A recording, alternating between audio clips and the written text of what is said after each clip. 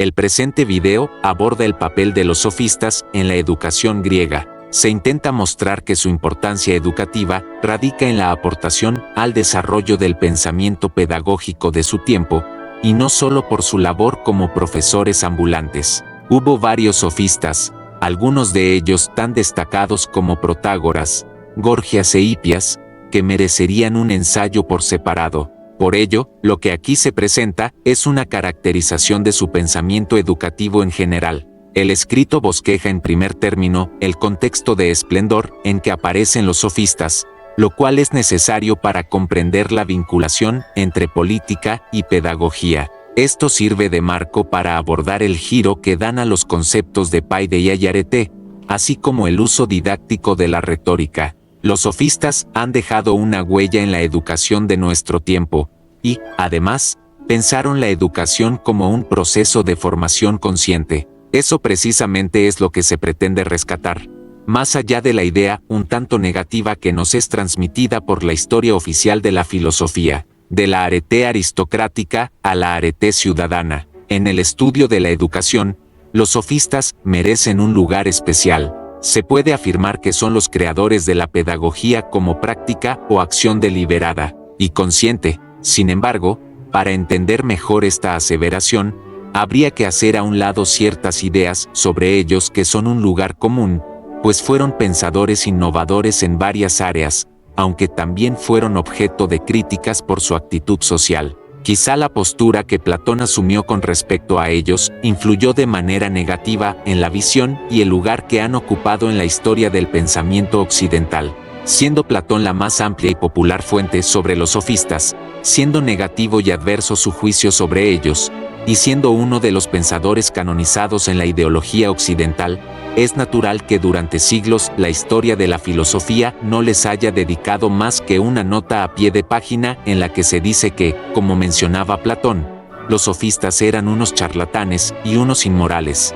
Para el tema que nos ocupa, es necesario, en primer lugar, conocer el contexto histórico y social en que ellos aparecen, con el fin de poder explicar el importante papel de los sofistas en la historia de la educación, así como la crítica que se les ha hecho. Se atribuye a los sofistas el hecho de poner el foco de atención en los problemas humanos y en lo político.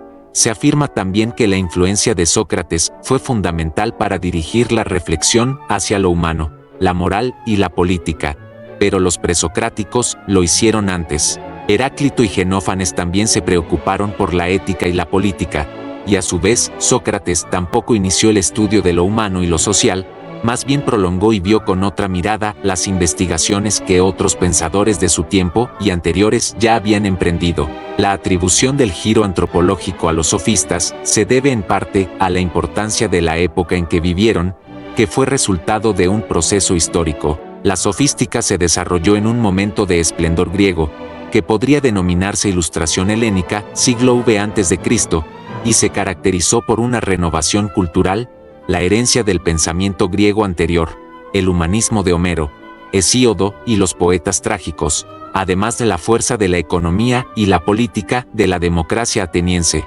Paradójicamente, ningún sofista era ateniense, aunque todos confluyeron por diversas razones en la Atenas de Pericles. Este fue el ambiente en el que vivieron los sofistas, prestigiosos maestros de jóvenes, que enseñaban la cultura y la arete. Puede afirmarse también que la denominada Ilustración helénica se caracterizó por tres movimientos en sendos ámbitos: medicina, tragedia e historia. De acuerdo con Cadavid, la medicina, que se inicia con Hipócrates, reaccionará contra la superstición dando paso a una explicación y tratamiento metódico y racionalista de las enfermedades. La tragedia, por su parte, irá propiciando una reflexión sobre la justicia y la responsabilidad humanas. En este ámbito será Eurípides quien encarne, finalmente, esta evolución hacia el hombre y la razón, y, por último, la historia empezará a interesarse por los hechos humanos y relatará los sucesos bajo la óptica del mundo humano y, no ya bajo aquella del mundo legendario. En la apuesta en la racionalización y en lo humano, el giro antropológico, influyeron notablemente en su propuesta educativa, como se demostrará más adelante. Su éxito se debió en parte a la demanda social de educación superior para destacar en la política, pues eran grandes maestros de retórica, indispensable para triunfar en la vida pública. El bien hablar era una excelencia, arete que los sofistas supieron enseñar muy bien. En el diálogo denominado Protágoras, Platón se refiere a los sofistas como hombres elocuentes, aunque también como mercaderes de la ciencia y de las cosas del alma. ¿No adviertes, Hipócrates, que el sofista es un mercader o un tendero de todas las cosas de que se alimenta el alma? Así al menos me lo parece a mí. Protágoras se decía capaz de hacer mejores ciudadanos a sus discípulos cada día, preparándolos para la convivencia con la techne politicae. Aquí, el concepto paideia se refiere tanto a educación, cultura o formación intelectual, mientras que el término arete es fundamental para entender la vida cívica, significa excelencia o superioridad, también virtud en sentido competitivo. El sofista es, entonces, un profesional de la educación y la cultura, que ofrece una formación general al ciudadano, para hacerlo mejor en su conducta privada y pública. El tono competitivo radicaba en la retórica, pues el fin era que sus alumnos fueran capaces de hablar mejor, hacer buenos discursos y saber argumentar a favor de sus propias tesis con destreza, haciendo más fuerte el argumento más débil. Protágoras no promete hacer buenos a sus discípulos, sino hacerlos mejores. Mediante la paideia y la techne puede mejorarse la phcis, pero las condiciones naturales son la base para el aprendizaje y el progreso en la arete. El aspecto por el que los sofistas destacaron en la educación griega no se debe solo a que fueron maestros de excelencia, tiene sus antecedentes en la poesía educadora, tanto en la poesía lírica como trágica. Pero los sofistas acentuaron el poder persuasivo de logos, palabra, discurso, razón, razonamiento, usando una prosa muy cuidada, siempre atentos a su efectividad lógica. Algunos estudiosos los consideran como los primeros teóricos de algunas disciplinas como la retórica, la gramática y la dialéctica, aunque su interés por la lengua y el pensamiento tiene una finalidad práctica, que es dominar la elocuencia. Por primera vez en la historia de Occidente, se plantea el objetivo de formar personas autónomas con capacidad para pensar y para intervenir lúcidamente en los asuntos públicos mediante el discurso. Se sustituye el prestigio de poetas y adivinos por la iniciación en la actividad del pensamiento y el conocimiento profundo del razonamiento y su expresión. Otro aspecto importante de los sofistas es su distinción entre productos de la naturaleza y de la convención social. Por un lado está la phcis y por el otro el, ya sea cooperando u oponiéndose entre sí. La cultura humana es una combinación de ambos elementos. García Gual y Camps, 2006, página 45. Las convenciones legales tienen un valor concreto, mientras que la naturaleza es universal y eterna. Las leyes, costumbres y creencias religiosas no son inmutables ni están basadas en un patrón universal. La cultura tiene un carácter progresista. Puede considerarse a los sofistas como pioneros de la idea de igualdad entre los hombres, ya que afirmaron que la naturaleza hizo iguales a todos en virtud de la racionalidad. Esta familiaridad dada por la racionalidad es la base para el pacto social y la concordia, tratando de llegar al punto medio. Protágoras destacó el sentido de la moralidad como pudor y justicia aidos y dique, siendo el fundamento para la convivencia y para la civilización, por lo que sostuvo que el progreso requiere no solo de la capacidad técnica de los hombres, sino también de la moralidad. El sentido de la moralidad les fue dado a todos en igual medida por Zeus. Por ello, los ciudadanos tienen derecho a participar en política, es decir, en los asuntos que conciernen a la comunidad. En su naturaleza todos tienen el entendimiento para decidir y comprender en asuntos de política y moralidad. Además, la cultura y la tradición que imperaron en la época influyeron en la educación moral, que para los griegos fue la educación en la virtud. Para Protágoras la virtud se enseña porque se transmite entre maestro y discípulo, y también porque está en el espíritu de la ciudad y se coge, como se coge la lengua materna, sin que medie un maestro en particular, se asimilan los conceptos ético-políticos del entorno. Esta idea resalta a los sofistas como educadores en la democracia, A partir del aprovechamiento del don del entendimiento otorgado por Zeus, la educación no hace a los hombres buenos o malos, pero sí puede mejorarlos, aprovechando las disposiciones naturales que ya están en ellos. El hecho de desarrollar la enseñanza como una de sus actividades principales, además de distinguirse como figuras públicas, les valió severas críticas, la primera de ellas por recibir una remuneración. Incluso Sócrates, Platón y Jenofonte los consideraron traficantes del conocimiento. Aristóteles afirmó sobre ellos, en las refutaciones sofísticas, que vendían una ciencia aparente basada en la doxa, en la opinión común, y, como para algunos, es de más utilidad parecer que son sabios que serlo, y no parecerlo, pues la sofística es una sabiduría que parece tal pero no lo es, y el sofista es uno que lucra por medio de una sabiduría parece tal pero no lo es. Es obvio que necesitan parecer que hacen trabajo de sabios más que hacerlo y no parecerlo. A los sofistas también se les critica por educar privadamente y no a la comunidad. Son caracterizados como maestros de arete. Por el cultivo de la retórica y la remuneración de sus enseñanzas, se distinguen como grupo frente a pensadores como Anaxágoras, Arquelao o Demócrito, contemporáneos suyos. Pero es su actitud ante la sociedad lo que más los distinguió, pues se presentaban como sabios. Esto les valió una connotación peyorativa en el pensamiento postsocrático. Ahora bien, ¿cuál fue la contribución concreta de los sofistas a la educación? Digna de rescatarse, a pesar de la crítica de la ausencia de uniformidad o sistematización en su pensamiento y de que ocupan un lugar poco prestigiado en la historia de la filosofía. Para responder a ello, es necesario partir del concepto de paideia y su relación con la educación.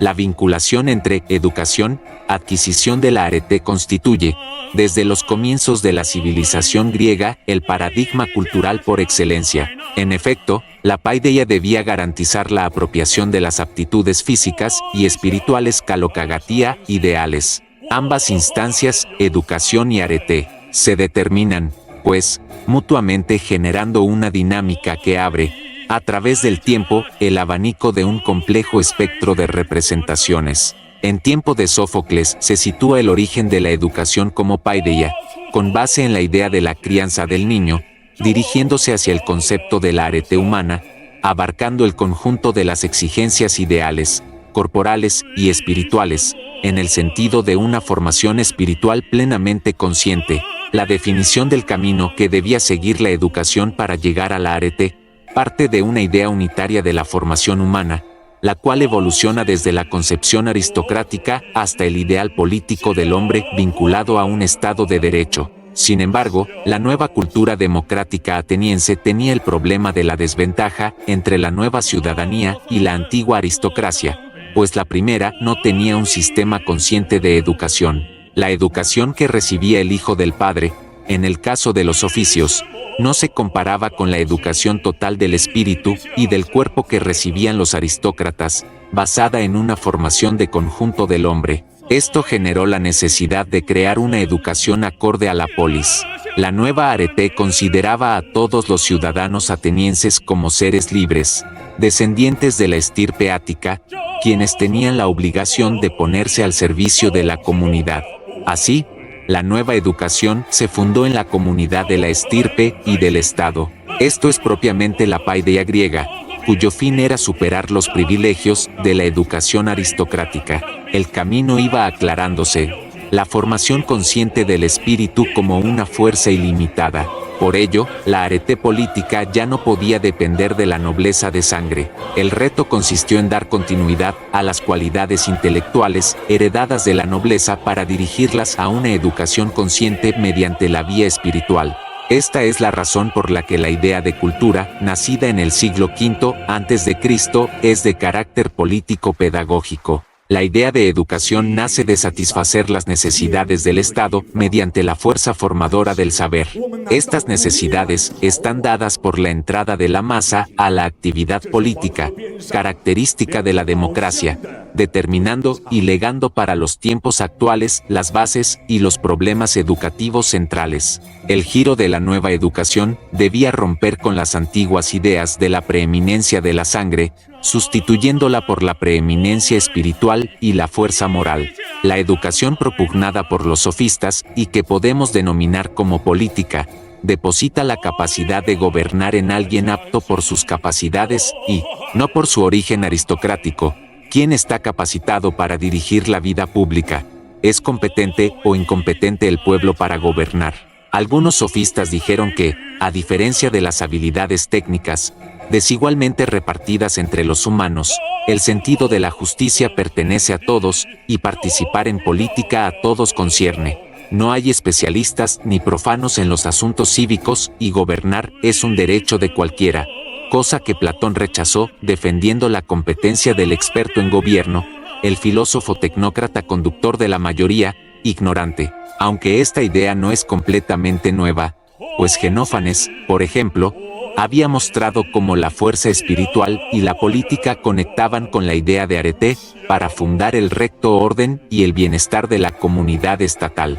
Igualmente, Heráclito planteó que la ley se fundaba en el saber, atribuyendo un lugar especial en la polis a aquel que poseyera tal sabiduría divina. La arete debía estar basada ahora en el saber.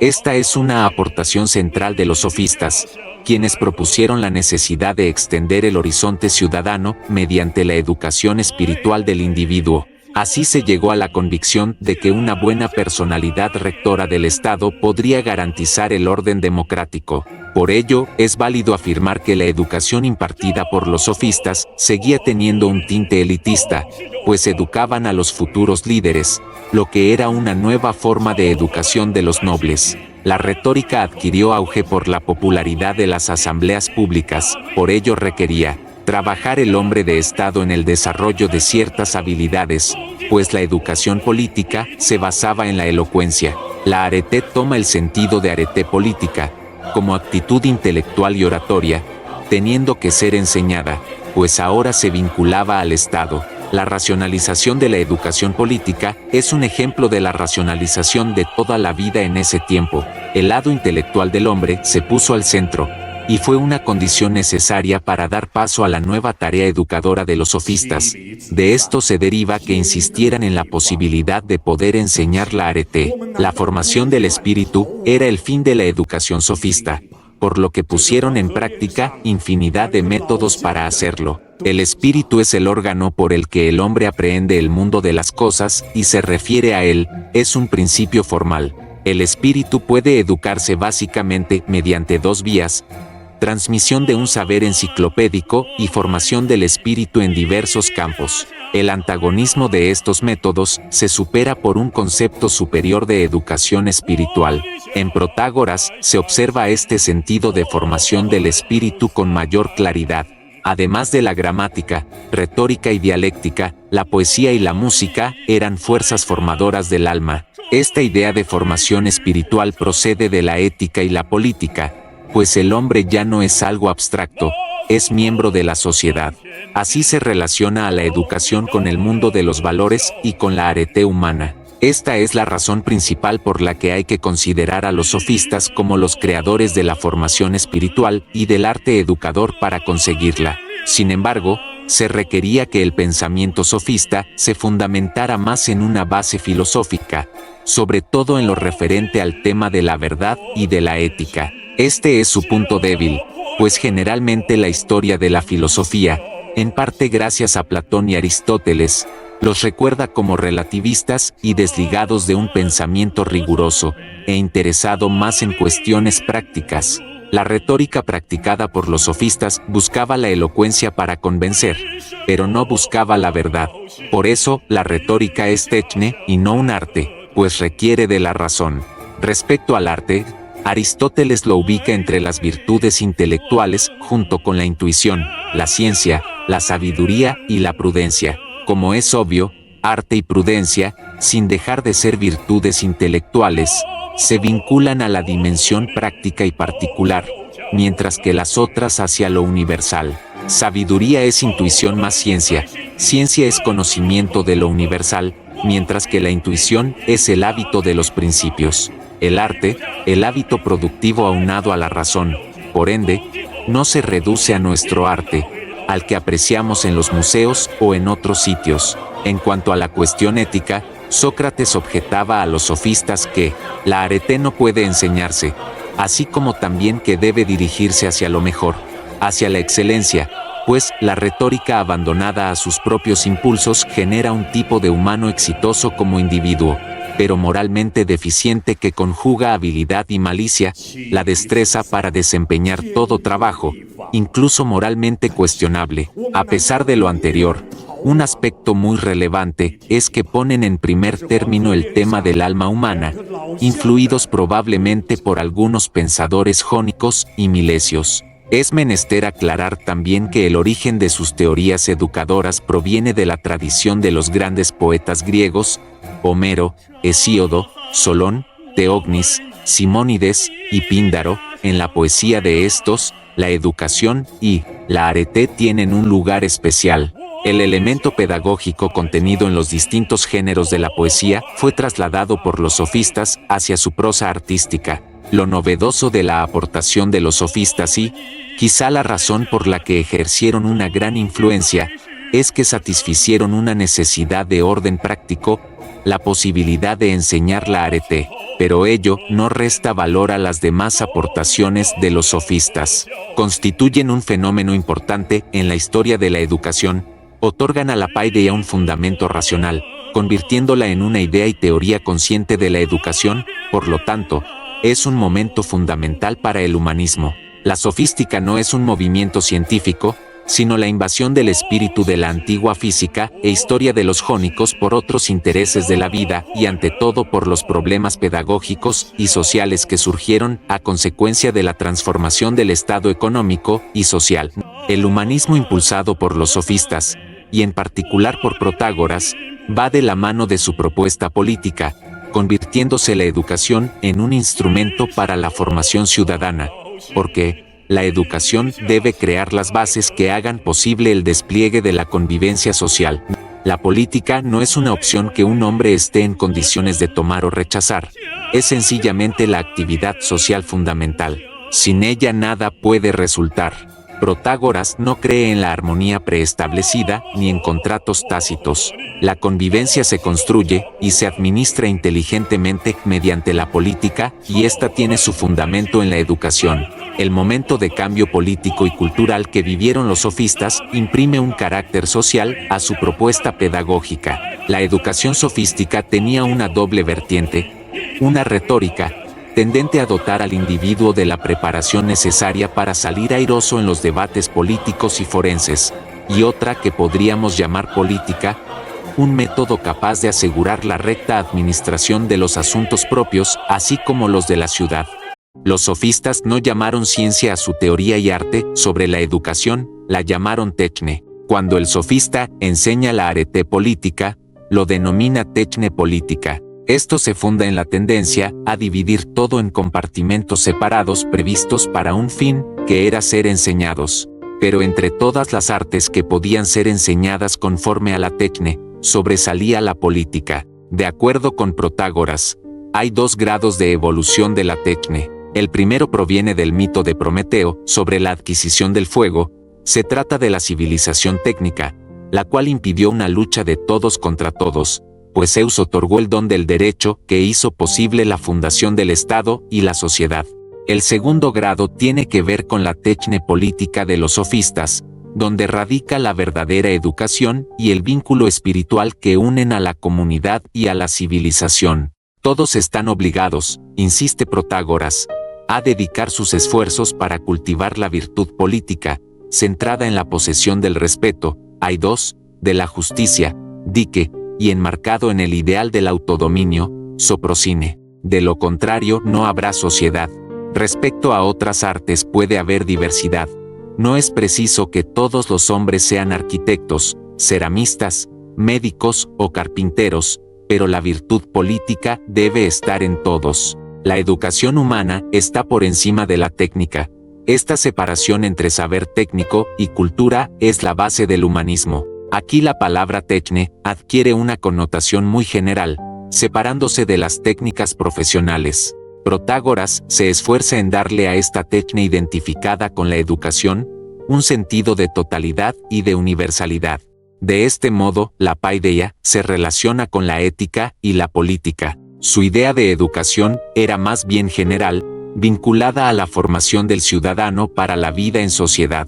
La noción de una educación general, vinculada a la política, constituirá entonces un rasgo fundamental de la paideia y del humanismo. El humanismo, al que se hace referencia como característica de la educación sofista, tiene sus peculiaridades con Protágoras. El hombre es la medida de todas las cosas, es la frase con la que se le atribuye un relativismo, pero en ella se encuentra también la base de su humanismo. En la antigua educación griega, cultura y religión se encontraban unidas, pero en la época de los sofistas se hace una separación. Al entrar en crisis los valores de la nobleza y al ser sustituidos por los de la polis, la educación se sustenta en una base humana, la educación, que necesita una norma como punto de partida en este momento en que todas las normas válidas para el hombre se disuelven entre las manos, se fija en la forma humana, deviene formal. La idea de formación humana nace de esta postura de Protágoras, sin embargo, puede tambalearse por provenir de su relativismo. Por ello, asumir el proceso de la educación de manera consciente será el ingrediente que fije su aportación. La poesía y todo el pensamiento griego pueden verse como un movimiento continuo para arribar en una idea normativa de la forma del hombre. Los sofistas vinculan la idea de educación, heredada principalmente de la poesía, con su propuesta educativa, dándole así contenido. La importancia de esta aportación estriba en que la noción de paideia designaba solo el proceso de la educación, pero los sofistas abarcaron el aspecto objetivo y del contenido. La paideia en los sofistas se refiere al ser formado y al contenido mismo de la cultura. La construcción histórica de este mundo de la cultura alcanza su culminación en el momento en que se llega a la idea consciente de educación. Así, resulta claro y natural el hecho de que los griegos denominaran paideia a todas las formas y creaciones espirituales y al tesoro entero de su tradición. Un presupuesto básico en el planteamiento de los sofistas es la relación entre la naturaleza y la acción educadora consciente. Con una visible influencia de los presocráticos, para los sofistas, la naturaleza es el fundamento de la educación. El concepto de naturaleza se traslada desde el universo hasta la individualidad humana, pero esto tiene también su origen en la medicina de ese tiempo. La ph-sis humana está dotada de cualidades, abarca tanto el cuerpo como el alma. La educación se dirige hacia ese todo, cuerpo y alma, es decir, hacia una naturaleza humana, mediante la enseñanza, el adoctrinamiento y el ejercicio. Lo aprehendido en este proceso se constituye en una segunda naturaleza. Se señaló líneas arriba que Grecia atravesaba por una etapa importante en el desarrollo de la democracia, en donde los intereses del ciudadano se colocaron en el centro. Esto se relaciona directamente con la convicción de Protágoras de educar socialmente al hombre, siendo la arete política la auténtica educación. La idea de Protágoras se sustenta en el sistema de premios y castigos públicos de acuerdo a la ley.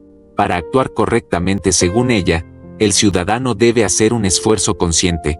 Tal esfuerzo es aprendizaje. De la misma forma, la educación jugará un papel importante para evitar el delito. Así, el comportamiento ético se liga a la política a través del vínculo de la educación. La virtud ciudadana se convierte en base del Estado, a la vez que el Estado ejerce una fuerza educadora. La persona está sometida a diversos influjos educadores desde que nace, los adultos que rodean al niño y las instancias que lo acogen hasta su vida adulta, tienen la misión de educar al ciudadano. Sin embargo, la educación no termina con la escuela, pues en adelante deberá respetar las leyes y vivir de acuerdo a ellas. Puede observarse entonces que la educación como proceso consciente que envuelve a la cultura, la paideia propiamente dicha, así como el papel educador de la ley dirigido hacia la naturaleza humana, serían los elementos fundamentales del humanismo aportado por los sofistas. Para Protágoras, El ideal de la educación humana es la culminación de la cultura en su sentido más amplio. Otro elemento importante en Protágoras es la idea de formación, pues el proceso educativo se dirige también al alma humana. La educación es una fuerza formadora. Antes de la sofística, no se hablaba de gramática, retórica y dialéctica, probablemente ellos fueron sus creadores, y esto puede considerarse como un principio de formación espiritual. Su techne se dirigía a la forma del lenguaje, del discurso y del pensamiento, aunque el uso de la retórica decayó al final de la sofística y predominó sobre las otras aportaciones de los sofistas, se convirtió en la base de la educación formal, no solo de aquella época, sino que sus influencias están presentes hasta nuestros días. Una muy notoria es la adición a la gramática, retórica y dialéctica trivium, de la aritmética, la geometría,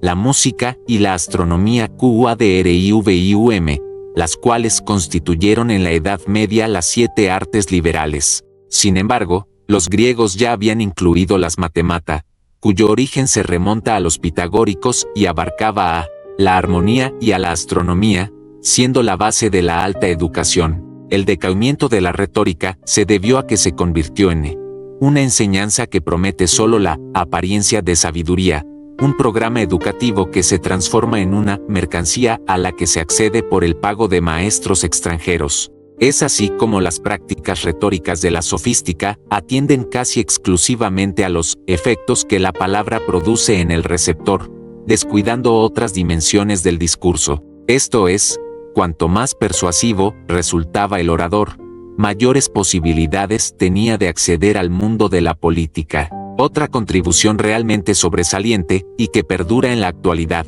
es la enseñanza de las matemáticas, pues los sofistas le otorgaron un valor teórico. Las matemáticas, junto con la gramática, la retórica y la dialéctica, eran la parte formal de la educación sofista. Mediante estas ciencias se obtenían aptitudes completamente distintas de las técnicas y prácticas que derivaban de la gramática, la retórica y la dialéctica. Mediante el conocimiento matemático se alcanzaba la capacidad constructiva y ordenadora y en general la fuerza espiritual. Es notable cómo hoy en día sigue vigente el debate sobre si la escuela debe enseñar conocimientos de la cultura general o debe complementarlos con la educación técnica, a cuál habría que darle más peso, etc.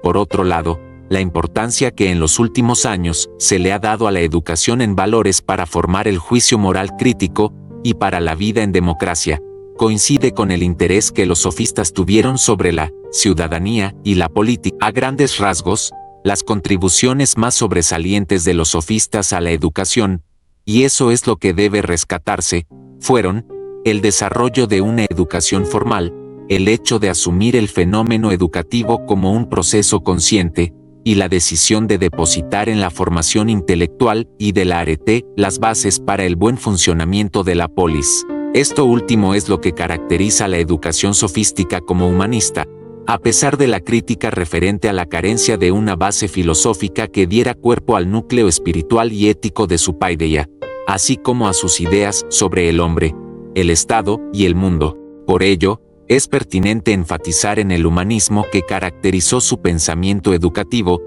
En rigor no constituyeron un movimiento unitario, si bien todos ellos compartieron la misma actitud crítica y el mismo sentido de misión pedagógica, enciclopedistas ilustrados, movidos por un ideal educativo basado en la retórica, maestros de virtud política y, en cierto sentido, humanistas.